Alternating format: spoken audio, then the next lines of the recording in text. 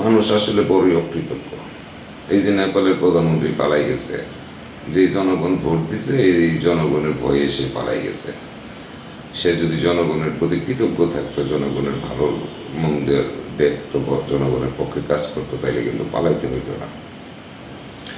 তবে শুধু রাজনীতিবিদরাই অকৃতজ্ঞ না, সাধারণ মানুষও অকৃতজ্ঞ। একটা গল্প বলি শোনেন। এক অফিসের বস, সে 4 তলা তার অফিস, সে মাঝে মাঝে বারান্দায় গিয়ে নিচে দেখে চারুদার, তার অফিসেরই চারুদার চারু দেওয়ার অফিসের বাইরেটা পরিষ্কার পরিচ্ছন্ন রাখে। তো তার প্রতি সে তার মায়া হইল। সে একদিন 100 টাকার একটা নোট ফালাইল। চারুদার এটা পাইল, পায়া পকেটে ঢুকে চারু দিতে দিতে চলে গেল, উপরে তাকাইল না।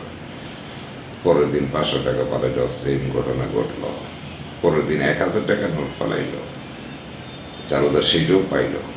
বস মনে করছে এবার সে নিশ্চয়ই 1000 টাকার নোট পাই, উপরে তাকাইব কে দিছে এটা দেখার জন্য, কিন্তু না, দেখলো না, সে টাকা হয়ে চলে গেল।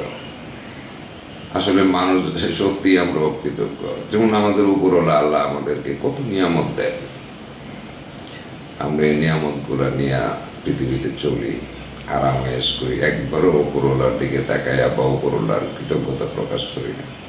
সত্যি মানুষ বড়ই অকৃতজ্ঞ জাতি।